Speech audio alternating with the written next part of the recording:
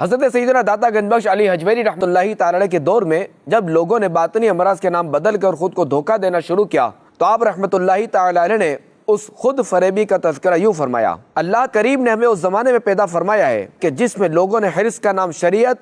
تکبر و حب جاہ کی طلب کا نام عزت و علم، لڑائی جھگڑے کا نام بحث و مباحثہ، ہذیان طبع کا نام معرفت، نفسانی باتوں اور دل کی حرکت کا نام محبت، الحاد کا نام فقر، بے دینی اور زندقہ کا نام فنا اور ترک شریعت کا نام طریقت رکھ لیا ہے۔ تو اے عاشقان اولیاء، یاد رہے کہ جس طرح بری چیز ہے، جس زہر کو شہد کا نام دے کر اس کی ہلاکت کسی سے کوئی بندہ نہیں بچ سکتا، جس طرح جو ظاہری بیماریاں ہیں، مثلا کینسر، یا اگر کسی کو معاذ اللہ کوئی کمر میں کوئی ایسا مسئلہ ہے جس کو ہم مہروں کا جو مسئلہ کہتے ہیں، یا کوئی ایسا مرض ہے، اگر ان بیماریوں کو کوئی نام اگر تبدیل کر دے تو تب بھی جو ہے وہ بندہ اس کی ہلاکت کسی سے نہیں بچ سکتا، اس کے نقصانات سے نہیں بچ سکتا، اس کی تکلیفوں سے نہیں بچ سکتا۔ تو یاد رہے کہ اسی طرح جو باطنی بیماریاں ہیں یا ظاہری بیماریاں ہیں، جو باطنی گناہ ہیں یا بعض ظاہری گناہ ہیں، اگر بندہ ان کا نام تبدیل کر دے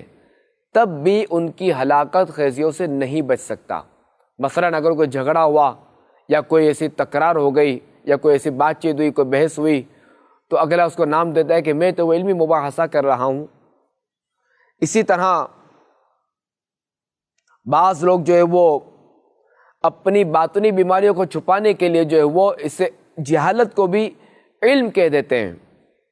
اور پھر ہوتا یہ کہ جو ان کے جو ساتھ ہوتے ہیں، جو ان کی ہاں میں ہاں ملانے والے ہوتے ہیں، وہی ان کے ہاں میں ہاں ملا کے اور ان کو جو ہے وہ ہلاکت کی کی طرف دھکے مار دیتے ہیں اور ان بیچاروں کو گرا دیتے ہیں۔ تو اے عاشقان رسول، اے عاشقان اولیاء،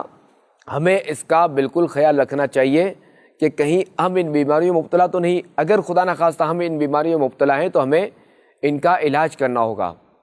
اور سب سے پہلے تو یہ کہ ہمیں اس کی تشخیص کرنی ہوگی کہ آیا کہ ہم ان بیماریوں میں مبتلا ہیں یا نہیں۔ اگر آپ اس کی تشخیص چاہتے ہیں، اگر آپ اس کی پہچان چاہتے ہیں،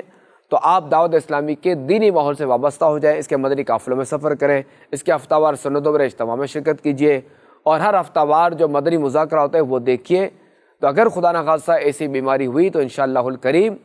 آپ کو اس بیماری کی نشاندہی ہو جائے گی اور علاج کرنے میں بھی آسانی ہوگی۔ اللہ کریم ہمیں ایسی بیماریوں سے محفوظ رکھے۔